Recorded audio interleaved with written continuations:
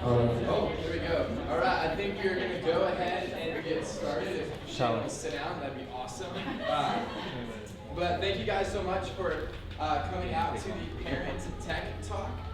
My name is Trey. I'm one of the pastors here, but it's going to be a good time. We're going to learn a lot, but I want to start, and I just said, I'm turning off the music so we don't get distracted.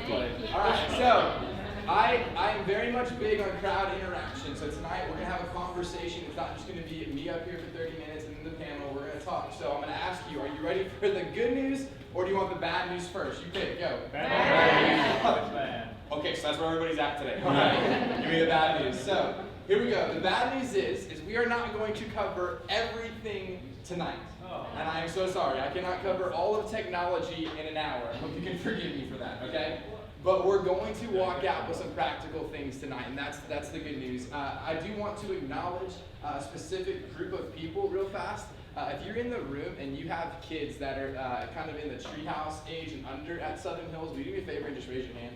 All right, I want to clap and give it up for you guys for getting on the front end of the technology platform. That's awesome. And for everybody else, we are so glad that you are here. But here's the thing. When we were planning this class, we kind of put all the brain power together to kind of get this together, to make it work, to be able to serve you guys. And one of the things we really struggled with is like, hey, in 30 minutes to an hour, what do we talk about? Like, you guys have kids from birth all the way up to high school, or maybe even past high school, that are engaging with technology at different levels. So what do we talk about? So in order to do that, we want to best serve you. So all of you should have grabbed a card when you walked in. If you got your card, let me see it. Hold it up. Perfect. So here's what we're going to do. I know that each of you walked in here wanting to learn something specific. Maybe you're like, Trey, I need to know all the things, okay? Let's try and get specific tonight. Maybe you heard some of the sermons from the past week. You're like, hey, I want to learn about screen time. When Shannon talked about it in his message, you're like, I didn't know what that is. I didn't know you can lock a phone.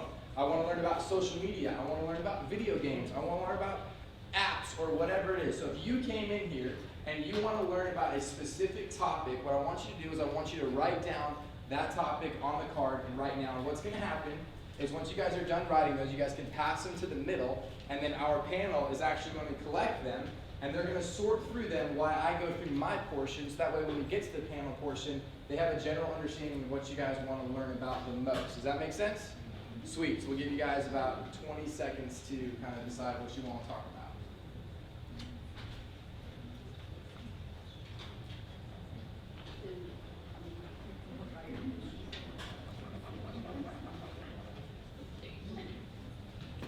Alright, if you're done, you can start passing towards the middle panel. You guys help grab these.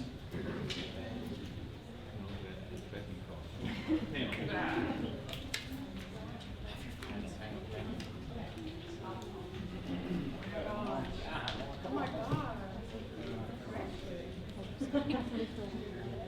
That's no fun.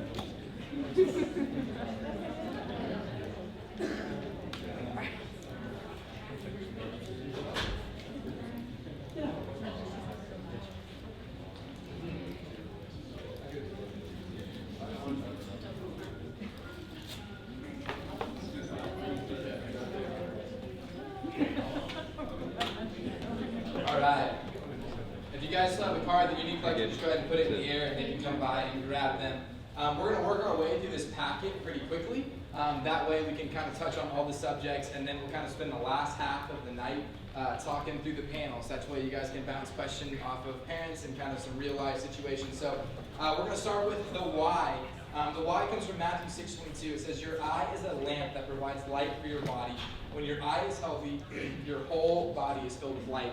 And so when I was preparing for this, I just wanted one verse. I thought it was simple, because what do we look at for a majority of the day? If you've got kids, they might be looking at a tablet or a screen, but we are looking at this thing so much. If you guys were here a few weeks ago, Shannon in his message, it was an okay message, but he actually challenged us to, just kidding, it was great, but he challenged all of us to pull out the screen time, and as a staff, we kind of collectively asked around, what do you think was the record that we kind of heard from the general population of screen time on a phone? Can anybody guess what the record high for the average screen time? Can you guess? For a year. For one day. For one day. 15. Okay, you ready? The highest one we got was 13 and a half hours of daily, like 13 and a half hours, like a daily average of 13 and a half hours. So, and guess who it was by? No, not me. Not that kind of crowd interaction, okay? Just kidding. So, the truth is, it was actually by a high school student. And so, this is why we need to have this conversation, is because it's technology isn't coming, it's here. And it's affecting the generations from our high school students all the way down to my kids. And so it's affecting what they look at, and what goes in their eyes goes in their heads and ultimately makes their way to the heart. And so the fact that you guys are in here tonight means you want to protect them from all of those things. And so tonight what we're going to do is we're going to have 3 parts. We've got the big picture. We're going to talk about some principles that apply to all of us. And then we're going to zoom in on a few specifics, and then we're going to get to the panel. So I want to talk to you just a little bit about my kind of my story, just so that way you guys can understand where I'm coming from. My parents pretty much gave me free reign of technology. The iPhone came out right around when I was in high school, and so my generation was kind of the first to adapt to that. And so I remember having one as a freshman and a sophomore, and just like when Instagram came out, like that was all when I was in high school. So my generation was very much involved in technology, and so got to use it. But my parents gave me free reign. When I got a phone, they said, here, and they handed it to me. And unfortunately, I looked and saw a lot of things that I shouldn't have, and I struggled with a lot of different things because of technology. My parents gave me free reign of technology. I also have a love for learning about technology. Before I actually started on staff at Southern Hills, I spent 1 year working for like a technology marketing firm, specifically for nonprofits and churches, and we were a Google partner.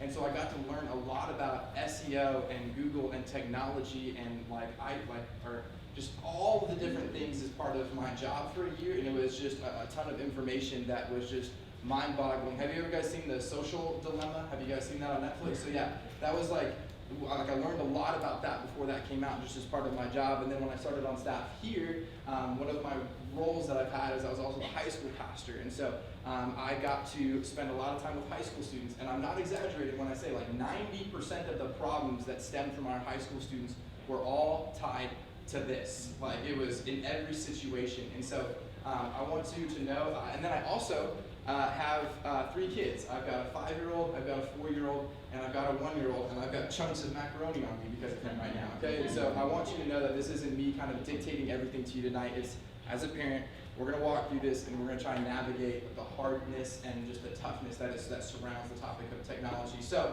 we'll start with the big picture. The first one, you ready for this, is the tech talk starts with you. It starts with you. I cannot sit here and talk about how bad teenagers are, or how like the phone epidemic or anything like that, without first talking to you guys about, and your kids are watching you. We have a rule in the gas house of like whatever kind of technology standards that we set for our kids, that EJ, my wife, EJ and I have to abide by. And if you don't think that they're watching, on Friday we actually took our kids to Disney on Ice, and we were sitting there waiting for it to start, and I'm sitting there scrolling on my phone, and my 4-year-old's all fidgety, and I'm like, sit still. And I like go back to scrolling on my phone, and he literally goes, well, you're on your phone. Right, okay, no back talk, right? But it's true, because even at 4, like he is watching, and he knows how to unlock my phone. He knows how to do it. Like if you guys have kids that have been exposed to technology, they become experts like that. And so they are watching you. And so when we talk about screen time, when we talk about all those things, I think you guys set the standard for your child. It's basically, you don't want them to catch it, you do want them to catch it, but you want to catch the good things that you're demonstrating in your parenting and in your life. So I would say from the very first thing, the first big picture thing tonight is if you have not practically looked at your screen time or evaluated how you use technology, that is step number 1. You go home and you talk with your spouse, and you look at your own phone and you say, hey, what standards are we setting for our child that they are watching us do? Because I think that is the most important thing. The next thing, kind of like a sub-point of that, is I don't want to sound harsh, but Google is better than you, with a caveat of kind of. My 5-year-old knows how to work Alexa. Like I don't know if you guys have one of those at your house, but there's actually a trending theme among kids that before technology came out, that who did you go to? If you had a question, who did you go to? You went to your parents. Like, my child bypasses me and walks to Alexa because he knows that he can get that. And it's even making its way into elementary schools and things like that, where parents, your kids don't need you for homework. If they've got access to the internet, guess what? Google can do all the things that you can do. In fact, it can do more than each and every single one of us can do. And so that's why I'm saying it starts with you. And if you don't engage with them on that level, you'll get lost quickly. And I don't mean to sound that in a harsh way, but it's just kind of the reality. And then this is the last one about how it starts with you, is that the human experience is actually centralizing around the world. And so what does this mean? This is kind of like a growing phenomenon, essentially, with technology and specifically in the realm of social media. Before, cultures were more isolated, and so you had America, you might have South America, you had all the different countries. But because of technology, a child in Nebraska and a child in Atlanta and a child in Hong Kong can see and experience the same very thing. It's why celebrities are exploding all over the world right now. Cristiano Ronaldo is one of the most followed person on, I think he's the most followed person on Instagram, but why? Because he transcends all cultures. It used to be your favorite baseball player was the one that played for the Braves. Now you have access to everything. You can see everything. And so what you have to understand is that when you give your child a phone, you're not just giving them access to their friends, you're giving them access to the world. So I hope I didn't start with the bad news. Is everybody good? You all tracking with me? Okay, that was great. Are you all good? You guys tracking with me? Okay, here we go. All right, number 2.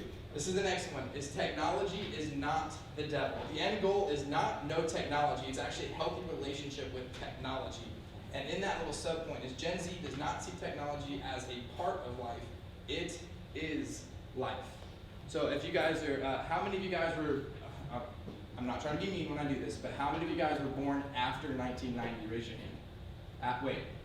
Like before, like down, like 89 and lower, okay? I was going to say, okay? All right, I was like, that was kind of a misleading, confusing question. My bad on that. Okay, so I was born in 94, and right around 90 to 96, you go making faces over there, I was born in 94, okay? I've got a beard, look, all right? I'm mature. But I was born in 94, and so basically 2 years before me to right about 2 years after me, they say there was a giant generational shift. And because I don't really remember life without the internet, I kind of remember when my dad had one of the first cell phones, and you could play Snake. You guys remember that game? Yeah. And so you play Snake on it, and like if I go back as far as I can in my memory, I remember AOL, that like god-awful noise that it made and stuff, but I don't. And so they're saying everybody basically after my generation doesn't, you guys, if you're older than that, you see a life before and then a life of technology that emerged from that. But see, the new generations don't see it like that. And so what happens is parents are starting kind of categorizing, it's like, oh, well, I'm back in my day, or you kind of demonize or make technology the devil, and they don't understand because they've never experienced anything outside of technology. Like my sons don't know a world without cell phones, they never will. They don't know a world without the internet or anything like that. And so you have to understand and see it from their perspective. And the reason is that technology isn't just part of life, it's integrated into every life as a whole. How many of you guys have been in your child's classroom lately, right?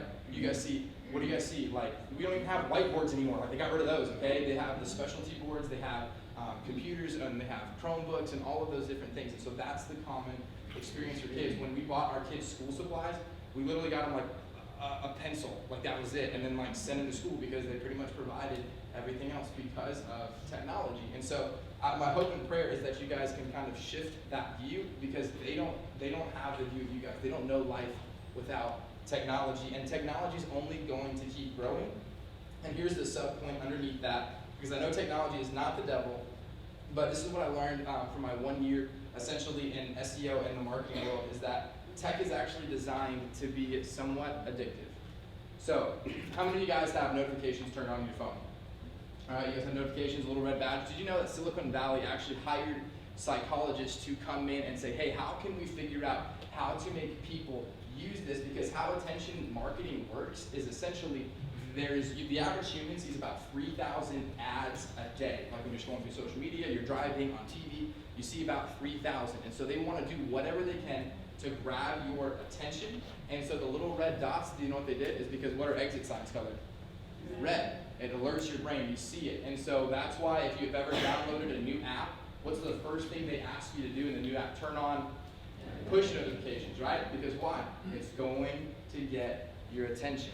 And so that's why they designed that. And so like if you've ever gone on like your child's phone, if your child has a phone and they have like 100, like a little red number of 100 Snapchats, they designed that on purpose so your child keeps going back and forth. And so I want you to know the battle that one, you're up against. I would encourage you to turn off as many notifications as possible just for your own health, because they're literally trying to beat you at your own game. So I'd encourage you in that. Phones, use that, and actually there's a cool thing called Silicon Valley defectors right now, because they're kind of coming out and saying, hey, like the tech world, they don't have your best interest in mind. They want your attention so they can make boatloads of money, and like we were all shocked by that for some reason, okay? But that's what's going on. So one, you need to protect yourself, and you need to protect your kids, because when we look at this, we kind of, or wherever I put it, when we look at this, we kind of sometimes see it as a tool. This is a money-making machine, and that's what people are using it for, so you gotta be ready for that. The next one I really want to touch on real fast is video games under this like addictive thing. And so if you have boys, I don't want to like over exaggerate this, but it tends to affect boys more than it does girls. But video games are really starting to be designed and marketed in such a way that they become addictive. And the reason for that is because it went to, like when I was a kid, you guys could play a whole game and then you could beat it, and then what? You were done, right? You pick a different game. Now almost all gaming concepts are what's called open gaming concepts. So the open-ended part of it is that it never ends. You can play with anybody, anytime, anywhere on planet Earth. I had an Xbox actually from when I was in college, and during quarantine, I hadn't turned it on in years. I was like, oh, you know what, it was late one night. I was like, I'm gonna just play and just kind of get my mind off of things. So I turned it on and I tried Fortnite. You guys kids play Fortnite, right? Okay. I went on and I had the setting on where you can hear like you play on a team and you can hear the other people talking. And I kid you not, every voice on that platform was like hadn't hit puberty yet. Okay, like that was like you could just tell. And then they shot me and then proceeded to say mean things about my mother. Okay, and so I was like, I'm done. I turned it off, and no joke, I sold the Xbox. I couldn't even have it anymore. But I'm telling you, if you guys have little boys, even down to like what we would say is a Nintendo Switch. All of those games, if they're connected to the internet in some way, shape, or form, are designed to keep kids' attention and keep them going. They give little rewards, little coins, little things like that, and they keep their little brains stimulated and keep them going and going and going.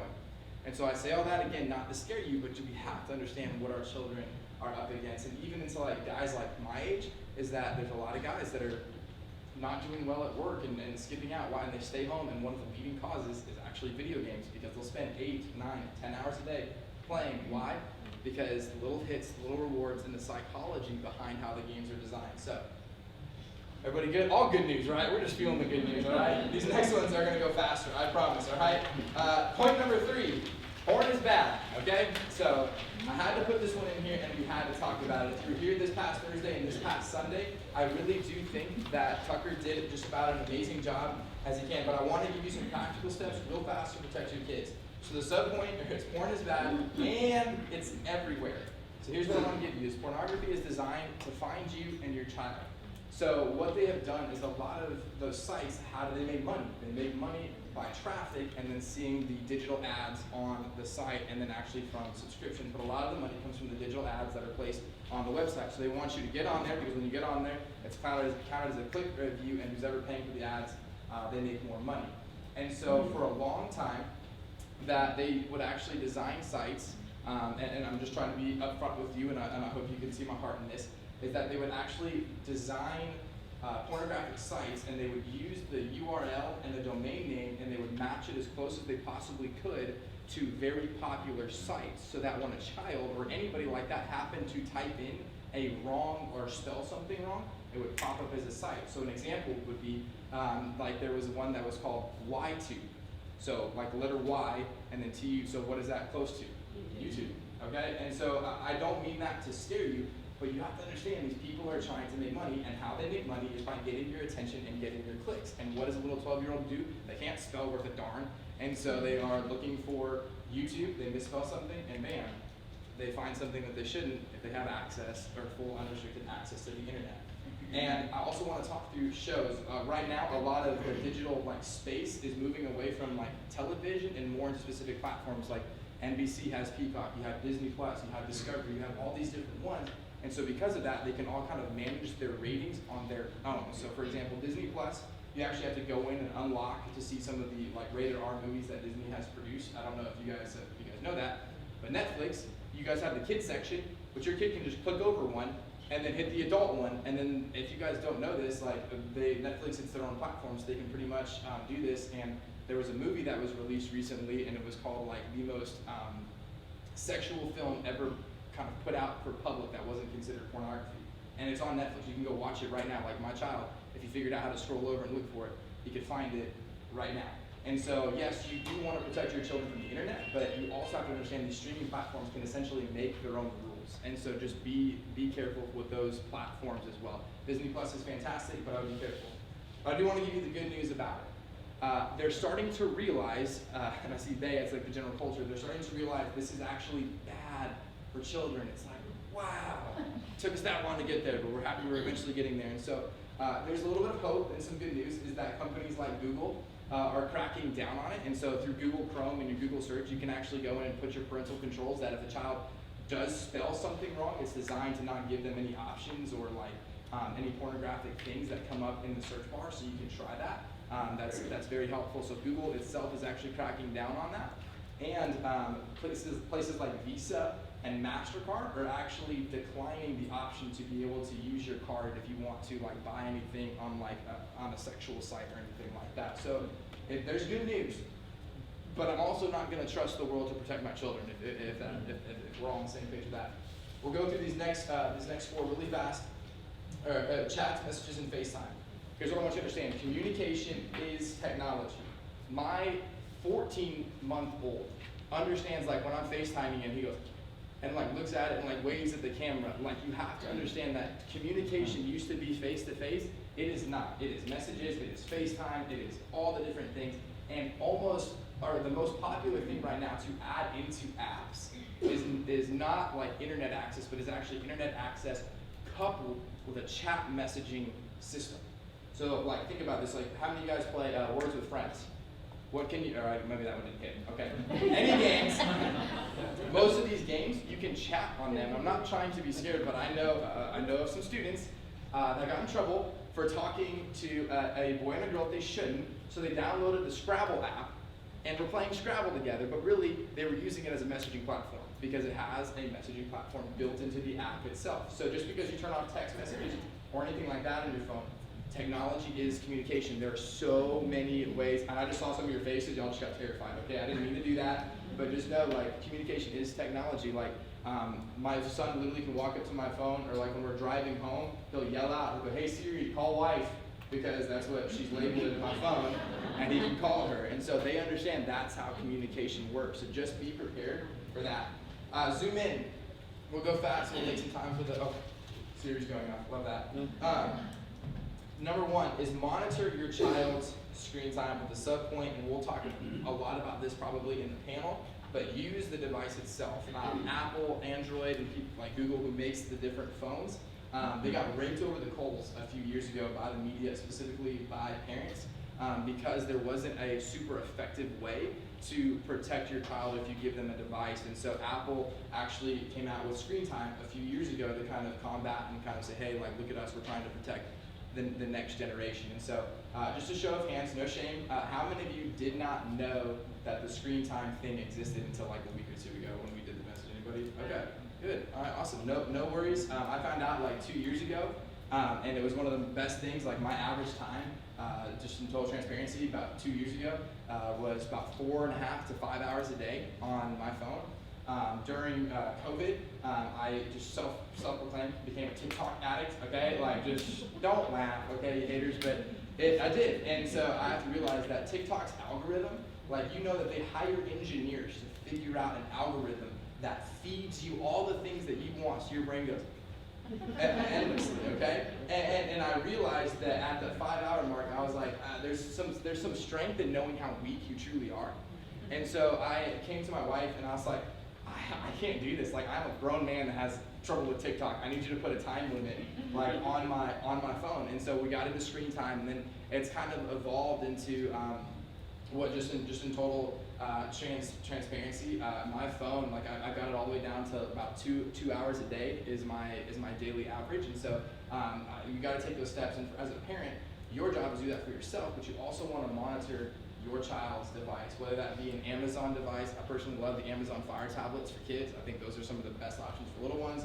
If you got Apple, if you got Android, you need to be monitoring it in some way, shape, or form. Number 2 is place barriers and protectors for your child that are age appropriate. I know that's super broad. You're like, sweet, Trey, that was super helpful, okay? You know your children, you know the maturity level of your children, and you ultimately, you know, like, you have to answer this question: what am I okay with my child seeing?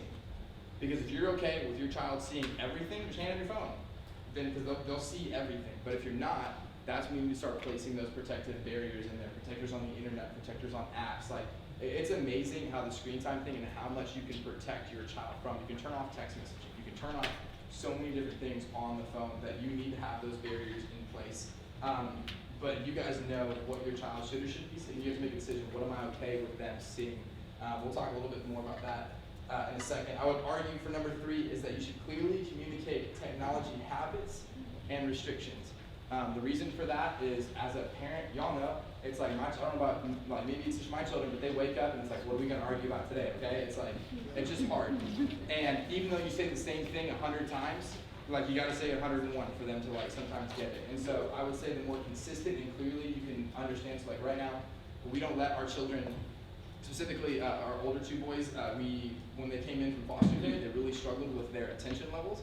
And so we said no TV during the week, and we've still kept that rule for this week. But you know what sucks? There's no TV during the week for us because we have to set the same standard for our children. But we practice that with them, and now it's getting to the point with our 4-year-old. He'll be like, Dad, can I watch a movie when I get home? I'm like, what day is it? He's like, it's a Wednesday. I'm like, so what does that mean? He's like, no TV. And then it's like that. But you have to communicate the standard over and over and over again to really make it help. And as they show maturity and as they develop, you guys continue to move those habits forward. We'll switch over to number 4. I know this one is broad, but I couldn't help but talk about it. But it says, know your child. You know your child the best, what is good and what is bad. No child is the same, but overarching truths apply to all children. The best example I can give this to you is like, know your child and know what they may or may not lean towards into like temptation, or what is good for little brains there isn't. So for example, we let our boys watch TV on the weekends, and one of the shows we let them watch was, they have this little like superhero show on, it's like, it's like Avengers but for kids, and I thought it was child appropriate. Turns out I turned it, like, they said the word thong as like, and I was like, and Marshall, my middle son, was like, what's a thong? And I was like, I'm not ready for this conversation yet, okay? But you have to understand, where did he find that? He found that through technology, and he is paying attention to what is going on. And also, he's my more aggressive child, so we try and limit the amount of superhero shows that he watches, because he watched one episode of The Hulk and suplexed his brother, and we were like, this isn't healthy.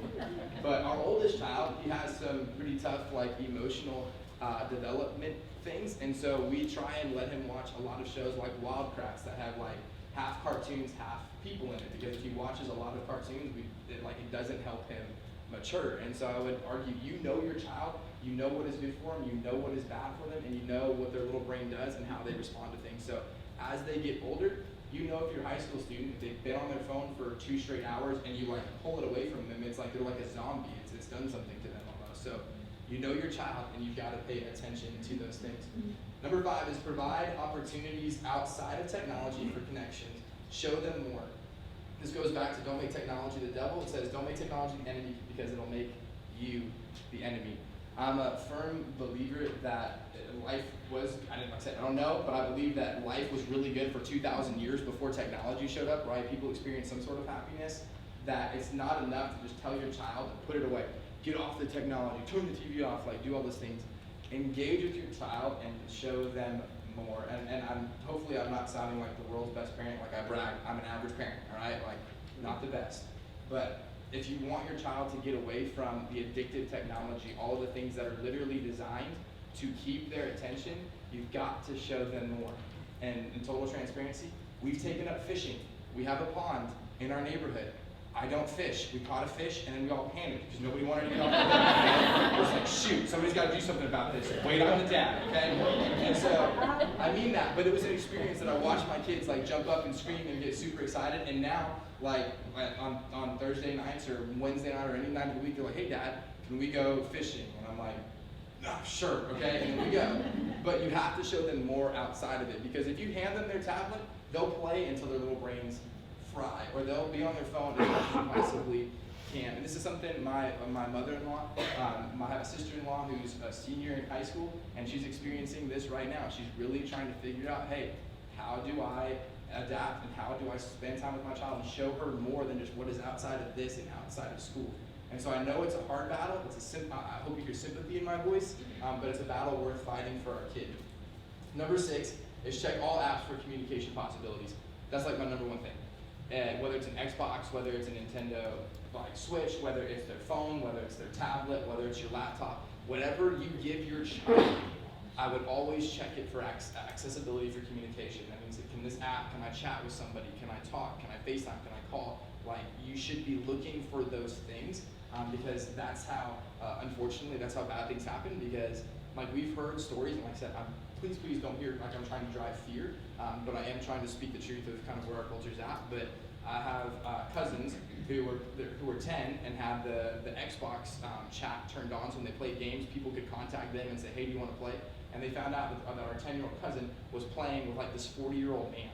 And I have nothing against the guy. I don't know him in any way, shape, or form, but the fact that like my 10-year-old cousin randomly made a connection with like some 40-year-old man over the internet, not a fan. Like, not a fan of that. And so I would argue, number one thing is protect your children from using communication possibilities. Number 7, and then we're going to welcome up the panel, is at 8 o'clock, a resource email is going to land in all of your inboxes. There's one resource, and then that we're going to talk about real fast, and then a list of them. So the first resource is a website that I think is just one of the best on parental controls and helping you understand technology. What it does is they have a list of all kind of like apps and websites that you can learn and read about all the different things, because you're like, I don't know all the things, and all the new things are coming out super, super quickly and new, and so they update it so you can always be up to date on all the new apps and stuff. So you can see all those. You can read about them. You can read about the access to all the kids. It's fantastic. And under another tab, they actually have a breakdown of each kind of popular technology device. So how to lock an iPhone, how to lock an Android, how to lock a tablet, how to lock an Amazon Fire tablet, how to lock this. And so they give you a breakdown. So if you're like, hey, my child has these different pieces of technology, it's a universal website that I just think is the best. So after this, if you get there, you should go through your house and be like, what access does my child have to the different technologies? And then you can look through and find the ones and read through the parental controls. The next thing coming after that is we have some really awesome next-gen pastors in Tucker, okay? And so they're fantastic, but that was a joke, I love Tucker, okay? But we have some awesome next-gen pastors like Andrew Brooks, like Tucker, that absolutely love your children and want to see them succeed in their faith, but they know that succeeding in their faith is directly tied to technology, because there's a lot of temptations, a lot of hurt, a lot of drama, a lot of things that are tied to technology. And so what they did in preparation for this class is they actually put together a list of resources for you guys as parents that they recommend. So there's a book on there, there's some podcasts, there's some helpful articles and things like that. So I would encourage you, go check those out, because they came hand-picked from our staff. So now I am done talking. If you guys will do me a huge favor, for about the next 20 minutes, we're gonna have a panel. And so if you guys will clap and give it up for our panel, they're gonna come on up. So.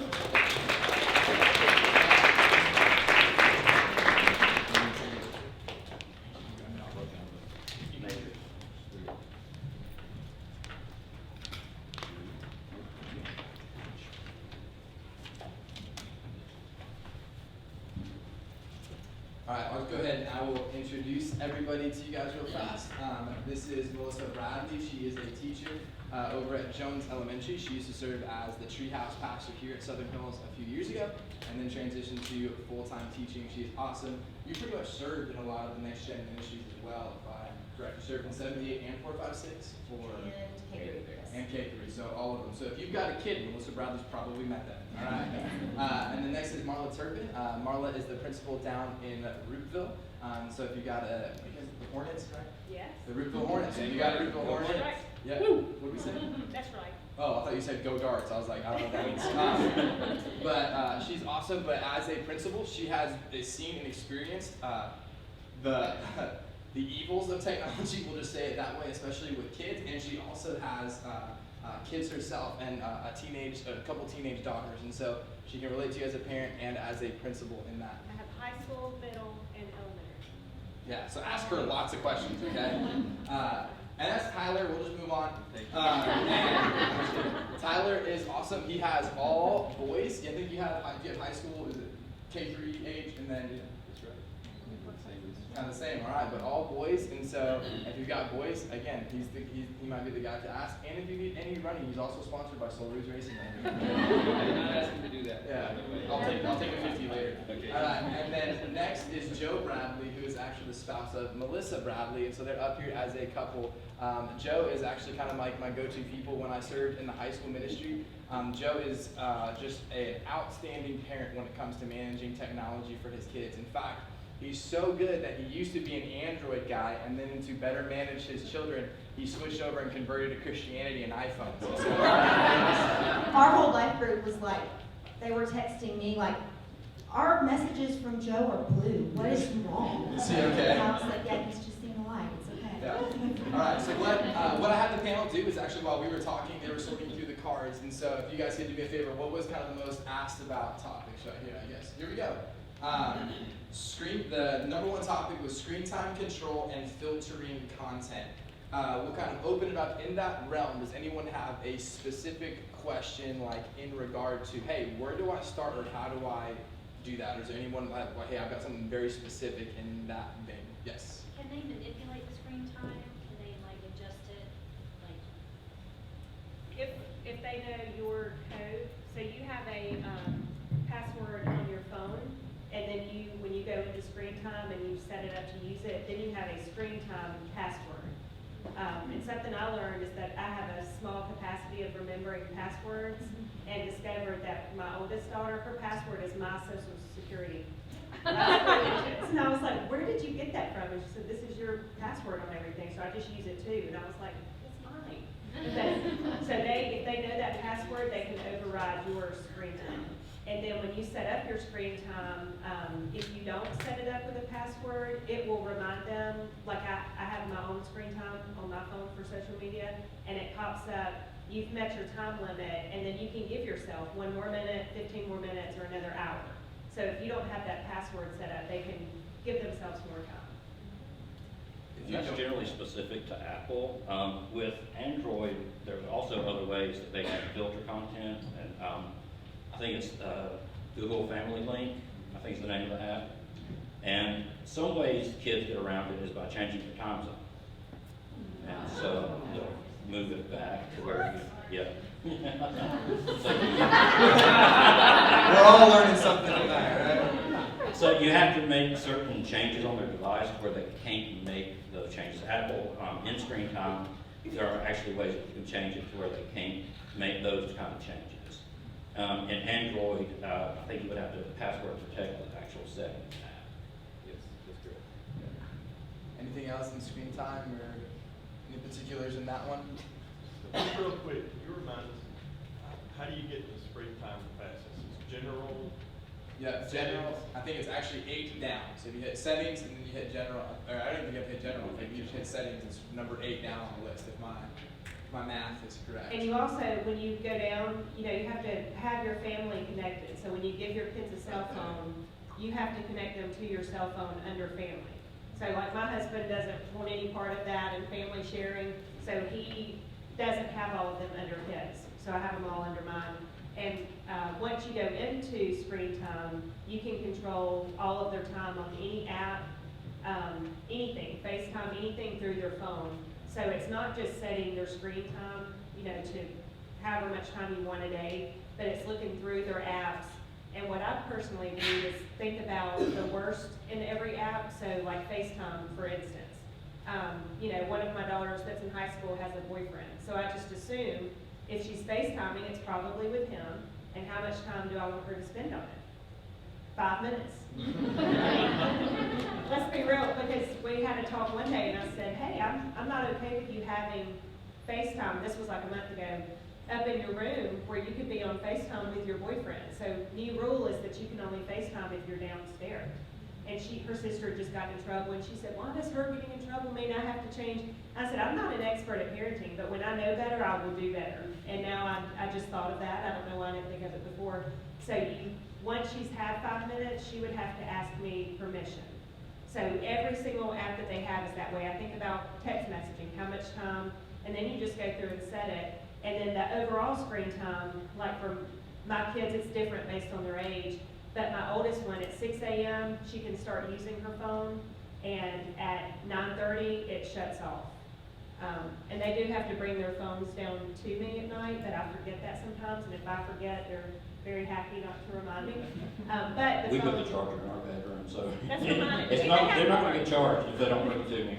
Mine have more than one charger. But they, but my middle daughter will say, why does it matter if we plug it in down here? Nothing on my phone works. But I'm like, I don't know, it could. Like, you may know something I don't. And one thing I like about the screen time and filtering the content is I've got it set up to, whenever they want to install an app, it actually notifies me, and I can review that app. Make sure it doesn't have any of those things Trey was talking about. But also, some of the apps, you need to really look into the description and the reviews, because some of those apps are designed to mislead you and trick you. And there's an app blocker app that's available for both iPhone and Android, and they can actually take apps and put it inside the app blocker and password protect it. And that way, you're not going to see that app is on their phone unless you know the password to their app blocker. And there's lots of different apps like that, not just app blocker. Another thing that I do on my screen time is communication limits, depending on the age of your child. But all 4 of my kids, they cannot contact anybody that I haven't specifically put in their contacts. And I set it to where they can't edit their contacts. That way they can't ask for one of their friends to be added and then go back later, change the number, and it's some stranger I don't know. So setting that kind of control also to make sure they can only contact people that you say they can contact. And then for scheduling timing of that, I've actually got it set up to where after a certain time, they can't contact anybody except for me and Melissa. So my oldest has a cell phone, and we set that up for him, basically in case he was ever out somewhere and the downtime came on, and he needed to get in touch with somebody. So those are kind of the biggest highlights of screen time that we use ours for. And we do the same. When the downtime is on, they can still contact anybody we put in, which is parents, grandparents. And one of my daughters actually had a little semi-emergency, and I was on a school field trip, and she called me repeatedly, and I finally called her back and said, what is it? And she said, I got left somewhere, and Dad's not answering his phone, and you're the only other person I can call, and I can't even contact the other girls, and I was like, I'm so sorry, and I felt bad, but oh well. Not bad enough to change it. Actually, one thing I want to touch on real fast is you talked about the hidden apps, because that was actually the number 2 most, kind of say, hey, we want to learn about that. It's hidden apps and filtering. The technical term for this is vault apps. And so basically, like if you're looking at your phone, a vault app, and there's tons of different ones, so I don't want to scare you, but basically it's like if you click on, like it might look like, just hypothetically, it might look like the Facebook app, but then you click on it and you open it up, and it almost opens up like another section of all these apps that are hidden from mom and dad. And so I thought about giving you guys like a list of them, but truthfully there's so many of them. But if you go into that parent resource, the number 1 resource that I'm sending you, they have a list of a lot of the vault apps, so you can check your kids' phones for certain things. So I know a lot of kids that, I don't say a lot of kids to scare you, but it's like mom and dad won't let me have Snapchat. I download Snapchat, I hide it in some vault app that just looks like a thermal, I don't know, like looks like a basic app that you would need on your phone, like a calculator, and then it's there for everybody to go and see. So. Would they still be able to see that on screen time? Would we? Yes, you would technically still be able to see it on the screen time from what I've read, because it registers still as its own app. It's just hidden on the main screen within another app, but it still should show up. And that's why to me, it's more important to screen what apps they install. Because if you make it to where they can install anything without your permission, you're going to know that they've installed that kind of vault app. One thing you may want to check on in screen time, though, is allowing applets. That's a little tiny section of an app that they can actually launch through Safari, the web browser, or even through iMessage, where a friend can send them that applet and they don't have to install it on their phone. They can just run just about any program they want through the web browser or through the messaging app.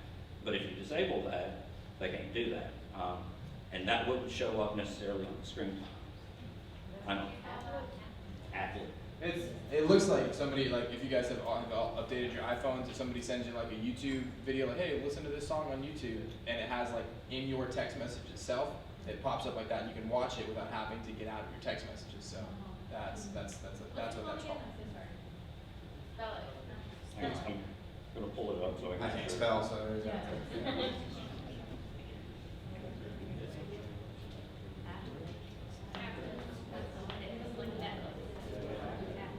It's called App Clips. Clips. So under contact restrictions and screen time, you can go down and allow or don't allow app clips. Clips. The next question, or the next thing that you guys wanted to learn the most about was social media. So super simple one. They don't have it. Yeah, just don't. None of mine. No friendship. Does anybody have anything in particular they wanted to ask about social media before we kind of let these guys talk about social media? Because they have kids with social media, so we'll let them kind of talk about it. But in particular, we have questions as parents. I mean, we got 4 and almost 2-year-olds. We're trying to get on the cutting edge of this stuff, I guess you'd say. So I guess my question is for the rest of the parents in the room with older children, like what age group did you start letting your kids have social media or have their own phones and tablets and that sort of thing? Ours, I mean, Jack and Sam, our oldest, we started with like the Kindle Fire tablet, and like Trey was saying, it has a lot of controls, and no social media. Our oldest, Jack is now in the 7th grade. He's 12, still no social media. I don't really see that happening anytime in the near future. So for Christmas last year, we did get them all iPads. So they don't have the Kindle Fire anymore. They have iPads. But no social media for any of them, and everything is controlled through Joe's phone with all the parental controls, and then we just have Christmas time was limits. fun for me since I'm in control. I just kept Yeah. getting notification. 5 more minutes. 5 more minutes. No. I'm gonna install these 13 apps. And so we just have time limits set up as far as how much screen time they're allowed to have each day. And like today for Bremen, we had parent-teacher conferences all day. And so the kids had a digital learning day. Well, my children needed to use their devices to do their schoolwork. And so we were able to set it up to where they couldn't access games or anything like that, but they could still use their devices to get on Google Classroom and do their schoolwork. So that was convenient. My oldest son is 16, and his first phone was just not a good phone. It was basically a flip phone, and it was only used to communicate with us with. And then when he got his first iPhone, before all of the that's right, an iPhone. Sorry, he gave it to me, and I installed everything on there for him. So I vetted everything. I vetted the crap out of everything on there, and this was when he was 13, to answer your question, what age. And that's kind of the rule we set with our others as well. When they become 13 is when they will be allowed to have a phone, and it probably will not be a smartphone, most likely, because of just everything that's coming at them all the time. But because we started, I want to say because we started that so young with Gabe, he just doesn't care about social media at all. He just doesn't care. And he doesn't communicate with his friends that way. He calls them or texts them. It's almost like it's not there for him. So now I'm not saying that's going to be every kid, but he just doesn't care about it. And it seemed to work well because at such a young age, we kind of established those ground rules with him, as we're doing with our others, so they're not getting attracted to that stuff at such a young age. I'm going to chime in on this one just from working from, I'll see your question, I promise, but I'll chime in just from working with high school students. That's the number one question, is like, hey, when should I let my kid have social media. In total transparency, letting your kid have social media is one of the hardest things to monitor. I'll just be straightforward with you, because the device itself allows you to lock apps and stuff like that, but once you have access to an app, there are some things within Instagram and different social media platforms that allow you to like somewhat filter content, but they're not good. And so when a child gets access to social media, whether it be Instagram, Snapchat, TikTok, you name it, it's very hard to give them the app without giving them everything that comes with the app, if that makes sense. I will add one thing to that. One of the monitoring or filtering programs I have on our computers and our kids' iPad is a program called Bark. And that will actually alert you if they type in a certain search query. And I have gotten that alert before. That was a nice talk. But also Bark, you can actually program it into the social media. It doesn't monitor everything about the social media, but it does have certain keywords that it looks for and phrases, and it will alert you if there are, threats of violence, suicidal ideation, sexual content, those kind of things. It will send you an email and tell you about that. And now, Apple, I guess they install, but if your child takes a picture that they feel like is sensitive in some way, it could even be them in a bathing suit, it will alert you that they took that picture. I just asked Melissa, was it boobies that they typed in? Because it was that's what we all had fun they typed in to get a picture of. I would say having 3 girls, and I feel like I'm a really strict mom, and my kids think I'm the meanest, strictest mom in the world, but I don't think that I am.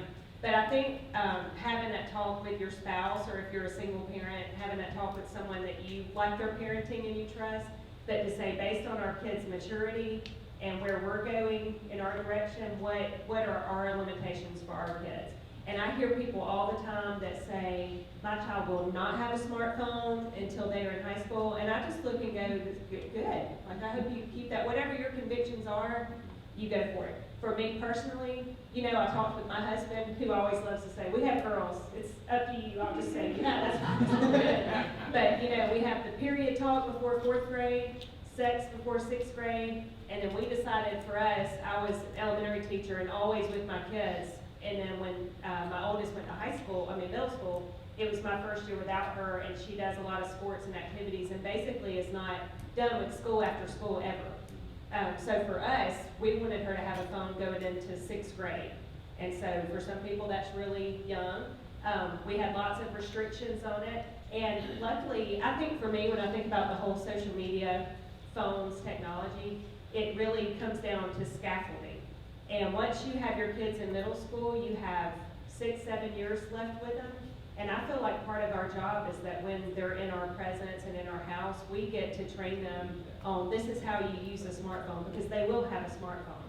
So to say they're never going to have a smartphone, they will. I don't think you want to give it to them when they're 18 and leave you for the first time. That's just my take. And then social media, I feel like is the same way that I want to be the one that teaches my kids how to use it. My oldest daughter, I was very proud. One day she called me at work and she was like really upset. I had to go home. It was in the summer. And I said, what is it? And she said, my friends in our group cheer chatter fighting. Look at this. And I was thinking, oh my gosh, but I thought, yay. Like she wants me to help her with what her response should be, which it was nothing. You stay out of it and you say nothing. And so I would say now she's in 10th grade, but going through middle school, that's kind of how it happened, was she would randomly ask me, what do you think about this? And then our rule with social media is the summer before high school, we are allowing them to have Instagram. And so she got Instagram, and she's maybe made 10 posts ever, and she will ask me, like, do you think this is okay for me to post? Now she doesn't care as much what I think. And then the other day I heard her say something about her spam account, or her friend or somebody, and I said, okay, now I've always heard about spam account. What is it? What's the purpose of it? And you better friend me, because you're never gonna have an account that I'm not friends with. And she did, she showed it to me, and nothing on there was bad, but she said, these are pictures that, like they're silly pictures that I don't care if just my really close friends see, but my real account is like like all your friends are friends with me on there. So those are my real pictures. It makes no sense, and I love her spam account. It's silly, it's her age, and it's fun. I had 1 year of experience working at a middle school and went through so many phones, and it was one of the most traumatic experiences. And I could have easily said, oh my gosh, and a lot of admin feel that way, like my kid will never have a phone because look at what's in here. So many nude pictures where we would have to investigate and call schools in Douglas County and wherever to say, we're looking at a picture of one of your students. But that shouldn't deter me from my own training with my child. But with that being said, I do have all the screen times. How you were talking about, they have to ask for approval of certain apps, any app. Sometimes mine come through and I may not pay close attention, and I let my middle schooler have Be Real, which I guess is a new social media. And, How many of you guys have heard of Be Real? So that's a new one. That's a new one. And it's very quick, almost Snapchat-ish, I would say, like it's quick. So I sort of researched it, and I just thought, she's in 8th grade, she's a good girl, she, pretty much follows all the rules and stuff. So I give her 5 minutes a day on that Be Real. And she was like, I can't even do anything in 5 minutes. And I'm like, exactly. But it gives you enough time that you can kind of play with it. I know we had a question back there, so go ahead. So our kids are all the way to 7, so we're pretty serious about just not giving the phone ever, like we were saying, for high school. And then I just kept thinking in my mind all this stuff that you're talking about, the high school times, when I was in high school, there was, we used to have a station, but how difficult is it just for a kid at high school age just to buy another phone? The question was how, do you go through all this work and you protect your child's phone, and the young kid goes out and gets himself his own cell phone at Walmart and other places.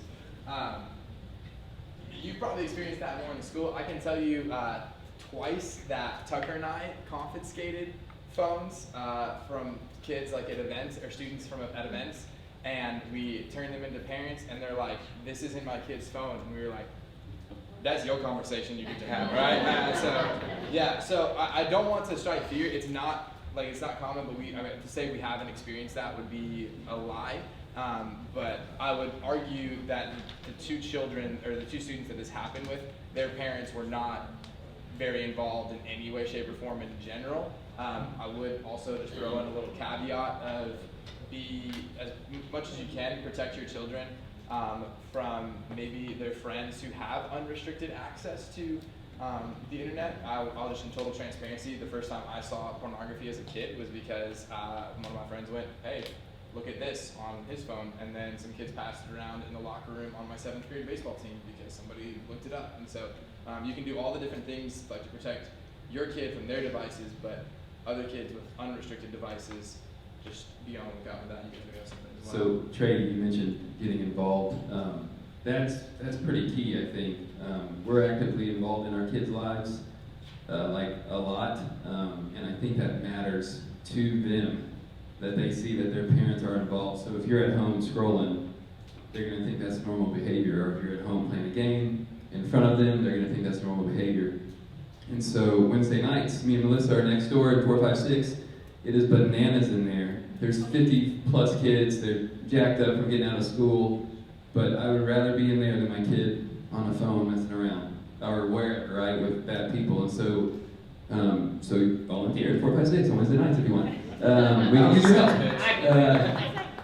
But being involved is key. So whether it's at church or with their sports team or with whatever extracurricular they're doing, a lot of parents in here I recognize, and I know y'all are involved with your kids' lives, they key in on that stuff, and then you're fostering a relationship with your child. And then when bad stuff happens, like Marla said with her daughter, she's going to come to her because she knows Marla's safe to talk to. And they're going to come to you because they know you're safe to talk to. It's a safe place because you've been involved in their lives from the beginning, instead of on your device watching whatever you're doing on those things. So that's kind of where I'm going with that. Will you guys do me a favor and give it up for our panel and thank them? All of them have agreed to mentor you all individually in the areas of technology, so call them. Their cell phone numbers will be sent out, email. I'm just kidding. We're not going to do that today. But seriously, she said to send out Joe's. I want to close, and I just want to acknowledge this. If you guys were here a few weeks ago, again, Shannon referenced the message of just talking about our time. If your kid comes every single Wednesday night into like all of the things that the church has to offer here, it's not a whole lot. And a lot of times parents would come to Tucker or myself, and they would say, "Hey, something's like going on with my kid on my phone. I need you to deal with it." And I'm like, "Nah, like I don't like they're with you more than they are with me. Like you are the parent first. You set the standard." And I understand that it's hard. I understand that it's not easy, like Joe and like they talked about. Like it's a lot of work to put this in, but it's worth it for the protection of your children. The resources email got, yes, Marla? I just wanted to say one more thing. Parents ask me a lot about, isn't that invading their privacy to read their text? I'm getting no privacy. It's kind of like the day back in the day, taking out our notes or journals. But it is a good opportunity to say, I was reading through your text, and that shouldn't be a shock because you know that you're going to read. And I've convinced mine that there's an app that I can see all the last thing that is. But it's a time to say, I read this, and either I really like the way you handled this, or let's talk about how you could have handled this differently. Or you just go scream at him and wake him up in bed. I've done all. All right, if you guys don't mind, I'm gonna pray for us on our parenting journey with technology, and then we'll let you guys get out of here. Lord Jesus, thank you so much for tonight. Thank you for the conversations. We pray that tonight was just as much spiritual as it was practical, and that we were able to understand more truth and understand the culture and the times in which we live, and that we can practice wisdom. I pray for each and every single one of these parents, Lord, as they came in here tonight for the betterment and to help and serve their child and ultimately draw them up in discipleship, Lord. I ask that whatever battle they're fighting with their children, Lord, that they continue to fight faithfully and they continue to point their children closer to you. Give them wisdom, and Lord, allow Southern Hills as a church to support them in every single part of their discipleship process with their child. Lord, we love you. Tonight's all about you. It's your son's name we pray. Amen. Thank you, guys. Trey. Oh, Andrew Brooks wants his clipboards back. So you can leave them in your seats. Leave them in your seats.